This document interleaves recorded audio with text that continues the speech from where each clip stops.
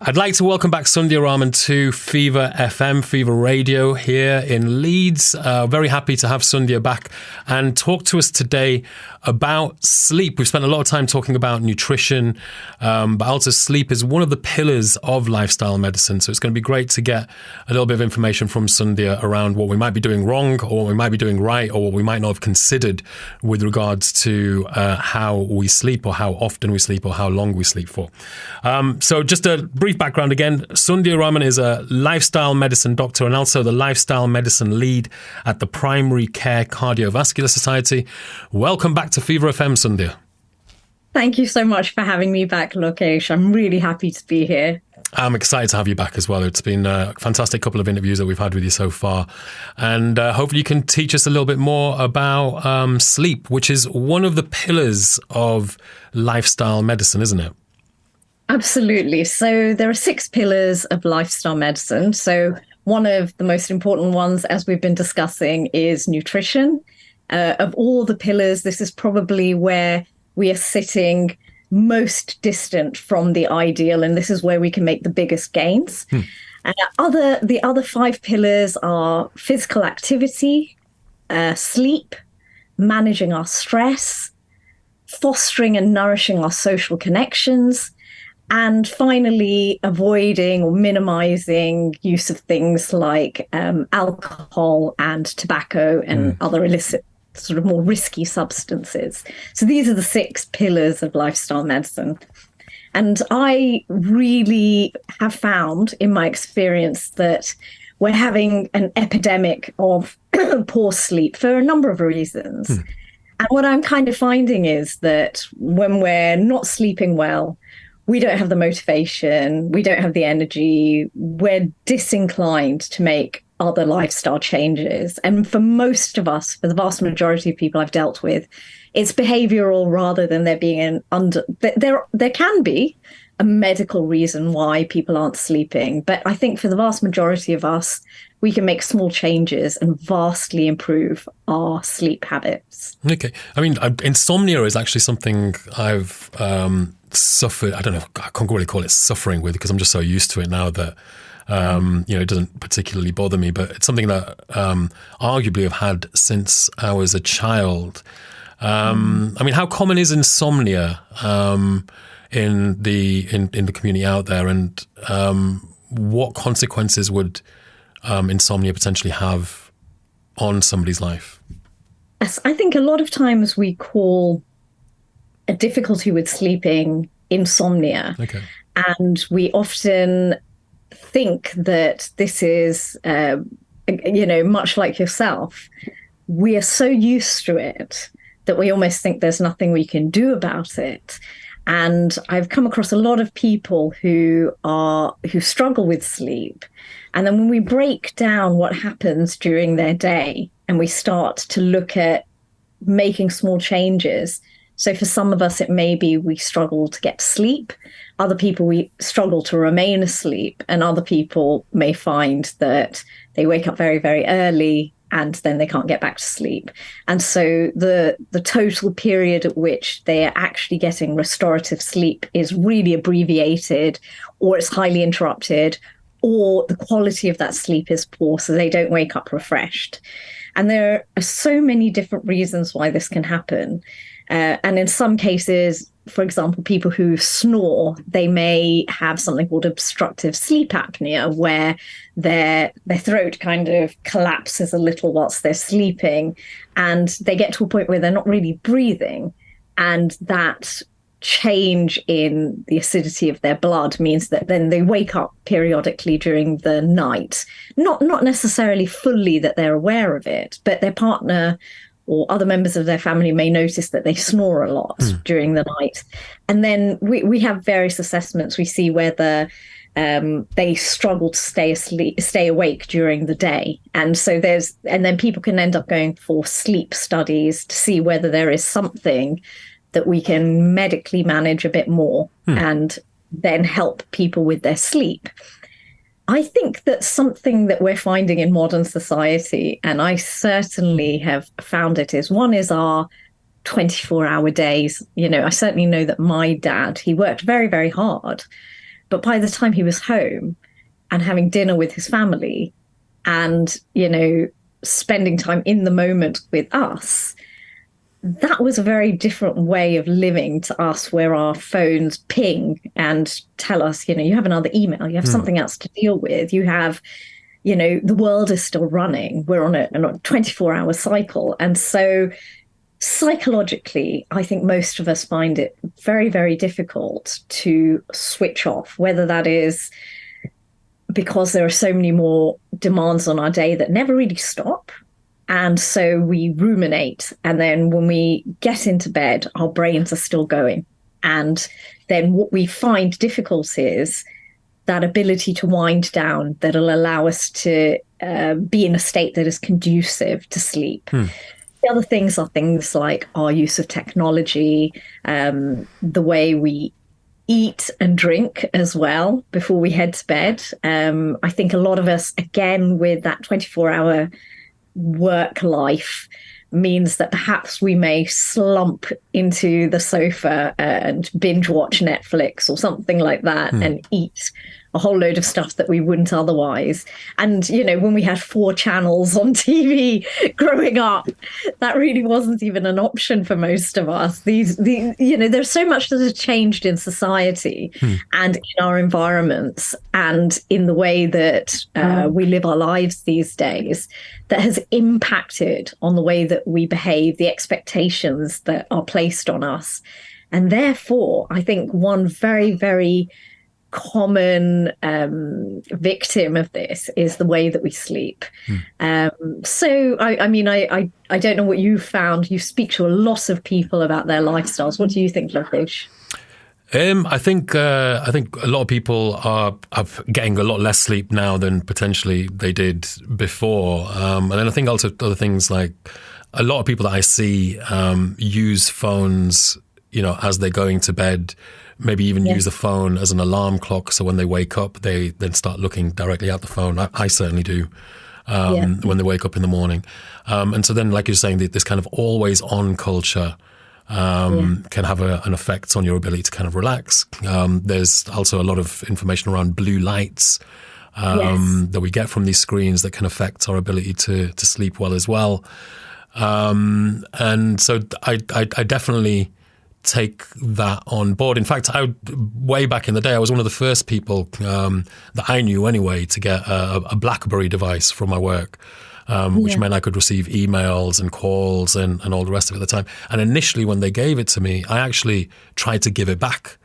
Because back then in the early 2000s, I was like, I don't want to be always on. I want lots of freedom. I treasure my not out of work time kind of thing, but it wasn't an option, and they kind of forced it on me anyway.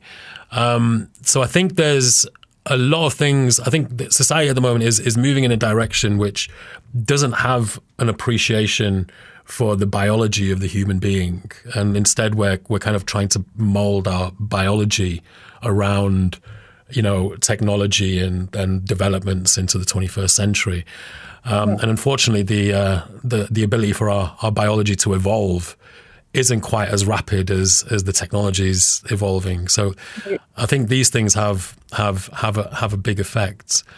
So you were talking about blue lights from screens, and if we break down very slightly the physiology of sleep, we have 2 kind of chemical aspects to our sleep drive. So one is something called adenosine that builds up during the day, and this is our sleep drive. And this will just accumulate over the course of the day. And then it reaches a certain threshold. And beyond that threshold, we find sleep pretty much irresistible. And that is our sleep drive, and it's driven by adenosine. And natural antagonists of adenosine are caffeine and alcohol. So what they do is they kind of block the effect of that, but in some ways they mask the effect of it. It's still building up. And then when the effects of those have worn off, we will suddenly feel very, very tired and fall asleep. The quality of our sleep may be affected. In fact, Sundhi, I've got a passion for coffee. Even though I know it's not good for me. I've known this for a long, long time. I take the view, but I know there's a bit of controversy over that, and people feel it's got a lot of good antioxidants. I love coffee too. So I'm with you. I'm with you on that. I love coffee, but I've never thought it was that great for me. And now with the advent of a lot of different cafes and all the rest of it, I end up drinking a fair bit of coffee. And this can definitely disturb my sleep. And also, I've often noticed at about 4 or 5 o'clock in the afternoon, I get this remarkable dip in energy sometimes. And I'm attributing that to the coffee. Yeah. So it's amazing how these kind of caffeinated drinks, which I think we've seen a bit more of an explosion of, because people are also consuming energy drinks, which have a lot of caffeine in them. So I think society as a large, at least in the UK, is consuming a lot more caffeine than we did 10, 15, 20 years ago. And I think the quality of that is very different. So, for example, if you had a freshly brewed coffee full of antioxidants and you were limiting it to, say, 3 to 5 cups a day, and you weren't having it beyond a certain time, say not beyond 2 o'clock in the afternoon, then what you're really doing is you're getting the benefits of the polyphenols and so on from the coffee, and you're not necessarily getting the adverse, it depends how sensitive you are, but you're not getting the adverse effects of the impacts on your sleep. And as you said, things like the energy drinks, which are often full of sugar and sweeteners and a lot of junk. Preservatives and artificial colours and the lot. Exactly. So, we can talk about caffeine, but the package in which that caffeine comes can be very, very variable. So like having a green tea is positive. It still has caffeine in it, but that's very different to drinking one of those energy drinks full of junk in there that affects your sleep, affects your microbiome, affects how much inflammation is in your body, affects your insulin sensitivity, and is generally, almost completely negative for your health. So I think that, and we're perhaps timing it poorly as well, thinking, well, we need to function all the way till late in the day because we haven't got a switch off time anymore. And so we keep sort of pushing ourselves harder and harder with things like this. And absolutely, then we end up in a sort of vicious cycle where we can't sleep, we're exhausted, and so we become reliant on these things again. So yes, I think what can be helpful in those cases is to try and just pull back that, change the type of caffeine you're having, avoid those energy drinks. And secondly, maybe just pull back the timing of your last coffee or whatever caffeinated drink you're having until it's no longer impacting on your sleep. And I absolutely, this sort of drop in energy levels mid-afternoon is often a symptom of people who have become reliant on that caffeine. But with practice, with retraining yourself, people can lose that. Just draw that final caffeinated drink to earlier and earlier in the day, and over time, and try drinking just regular water and fluids, coconut water, things like that. Because a lot of the time our tiredness or our hunger can be actually just dehydration. And I mean, that's true. I mean, I've found though with the caffeine, with the drop in the energy, with the coffee, I don't know. I don't find that with tea for some strange reason, but I found it with coffee. And also there are studies that have shown that some people have the ability to clear caffeine from their body much quicker than other people. People metabolize things differently. Absolutely. So that's another point. So some people might be out there wondering, I have the same as my husband or my wife or my colleagues, but why am I suffering and they're not suffering? It's because actually some people just genetically don't have the ability to clear the coffee as quickly as other people. So what would good sleep look like? What would good sleeping behaviors, what would build into good sleep? What should people work towards? That's a great question. So before I go on to that, there was just a second part to the process of the chemical process of sleep that probably most of us know a little bit more about, which is melatonin. And melatonin is really there to initiate the process of sleep. And melatonin is a highly potent antioxidant chemical. It washes around our brains, helps us detoxify our brains. It washes around our bodies. And as I said, it is a potent antioxidant. And what it is inhibited by are things like blue light from our screens. So avoid those in the 2 to 3 hours before bed. So not only is creating a good wind down routine that avoids screens good for us psychologically to help wind us down, it also stops us from inhibiting melatonin.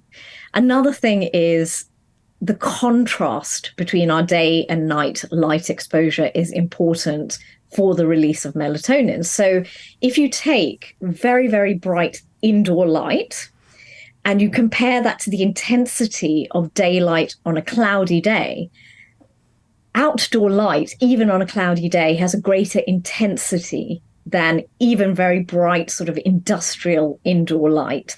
So trying to make that effort to get outside at some point during the day, one, just taking a walk will help you wind down. You're getting that physical activity, you're getting a bit of oxygen in there, but you're also helping to trigger the release of melatonin at nighttime. So there are things that all of us can do to improve the release of melatonin. So avoid the screens, try and get outside during the day. Okay, good tips. Help. Good tips.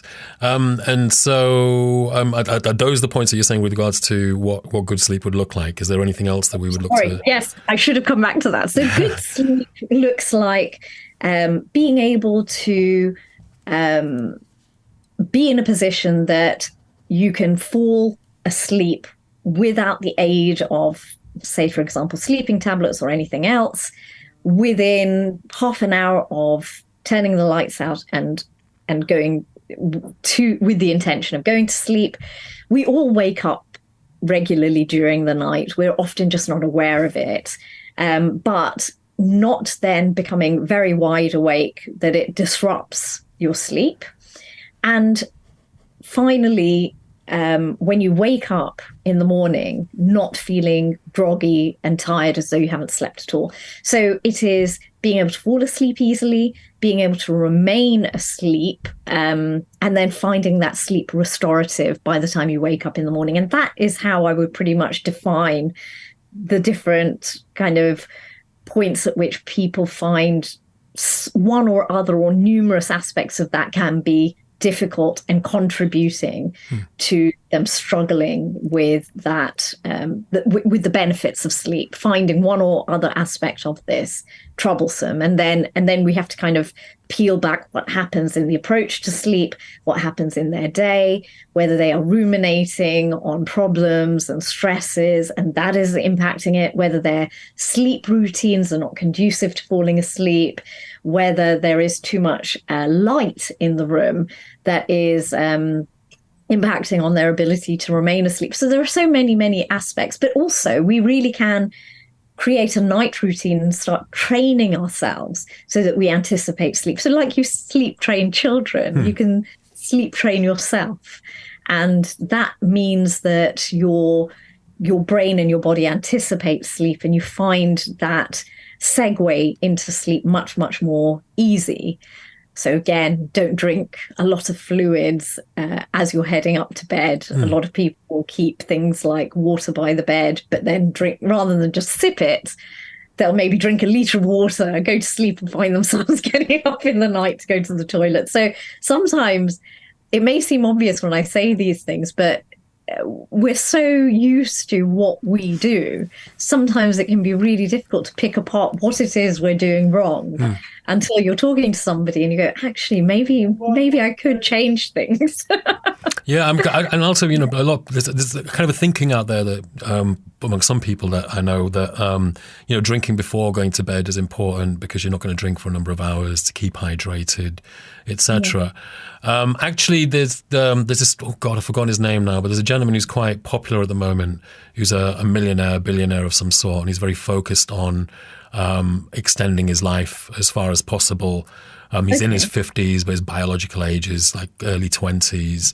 And he mentioned about his sleep's a very important part of him living to 150 or whatever. So he actually stops drinking at midday. So that when he gets to sleep, I don't know, it's 9 p.m. or something like that he goes to bed, that there's no chance of him having to wake up to urinate, which is one of the main, very common disturber of sleep. It's become more common for me as I'm becoming a Buddha, as I'm becoming an older person.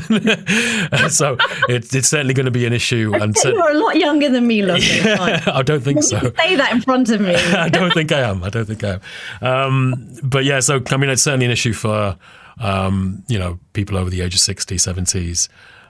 This can be a big issue, the urinating thing. Absolutely. So you'd recommend not to drink too much as you're approaching bedtime. This is quite, for each of us, what we drink depends on, one, how active we are, how many caffeinated drinks we're having in the day, all sorts of reasons, how much we're sweating, how much of our water loss there is. So there's no set amount, really. If we want to know whether we're drinking enough, we pretty much look at our urine and we say, is this a very dark yellow? I could be drinking a lot more. It should be, clear to a pale yellow, and then we know that we're pretty much replacing what we're losing. So we don't have to be too prescriptive about how much. If I went for a 5K run, my water needs would be greater, and so I don't need to stick to I need to drink 2 liters today, irrespective of how hot it was, how much activity I did, etc. So we can kind of gauge it by looking at, well, have I been to the toilet today? What color was my urine? And that's probably a better personal gauge. Then what I would do... Just going to interrupt for a second. I think that's such an important indicator that people don't recognize and ignore. Particularly, I don't know, I feel like as a man, it's perhaps more so. But if you are urinating, I want to just get this across to the listeners, but if you are urinating and your urine is always a dark yellow, you do need to pay some attention to that. And one of the first things you should try is getting more liquids in to try and dilute that down. But that is an indicator that things aren't what they're supposed to be, so to speak. Absolutely. So I think that's wonderful for your listeners, because I think people think we need to have a set amount, and if I've ticked that off, then I'm done.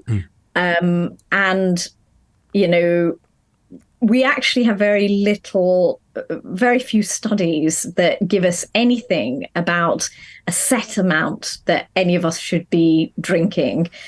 And, with the best will in the world, I think that people feel that they should be giving some guidelines on this to help people. But actually, it boils down to, how much we're sweating, how much we're getting in our food, whether we're eating a lot of fruit and vegetables with water in them, or whether, how we're eating, how we're drinking, how hot we are, how much we're exercising. So absolutely. And that can make a big, big difference to how energized we feel, to our kidney function, to keeping us healthy, to keeping our microbiome healthy. That wants water to flush through it as well. So absolutely, for our total well-being. Managing that on our personal level is this is the way we do it. But also, I wouldn't say there's a set time at which you should stop drinking fluids. I think what will work for anybody is if they're drinking, all the way within an hour of going to bed and they're waking up in the night, try peeling that back by half an hour each week. And that way your body is acclimatizing. It's not thirsty and struggling. It is able to get to a point where if you then push that back by half an hour each week, and then you get to the point that you are not finding you're waking up in the night. And I've had this so many times with people, and it's solved so quickly. So I imagined in many of those scenarios that they've been doing this for 10 years, waking up numerous times, that it is going to take another year or two to solve it. But actually, the body adapts really quickly. And so, within a couple of weeks, they're no longer waking up in the night. But you can titrate that according to what you find comfortable. But I think that is another really positive way in which you can improve your sleep. Sundhya, thank you so much for giving us an insight into sleep and what looks like healthy sleep and things to avoid with sleep. Just before we finish, how many hours a day would we suggest people should be sleeping? Is there any other little tips around sleep that we can give the listeners quickly? So although people may feel that they are functioning perfectly well on very short amounts of sleep, all of us require about 7 to 9 hours, 7 to 8 ideally, of restorative sleep each night. We find people who chronically sleep less than this have higher rates of heart disease, diabetes, obesity, a whole load of chronic health conditions. We also find at the other end, and this may be because we also find that people who sleep a lot more than this have higher rates of disease. And this may be because they have underlying conditions, they sleep more. And we don't quite understand fully the relationship between that. But 7 to 8 hours of sleep each night is what we all should be aiming for, even if we're not aware that we're struggling with it. It is impacting on the levels of inflammation in our bodies, on our insulin resistance, on the levels of hormones that regulate our hunger. So leptin and ghrelin are the hunger and satiety hormones, and these are quite disrupted in people who have short sleep. So they may crave more sugar or more processed food and make poorer food choices if they haven't slept well. So actually, these things impact on our metabolism, on our hormones, on our behaviors. So absolutely, I think that it's a wonderful foundation. It's something that too many of us are struggling with.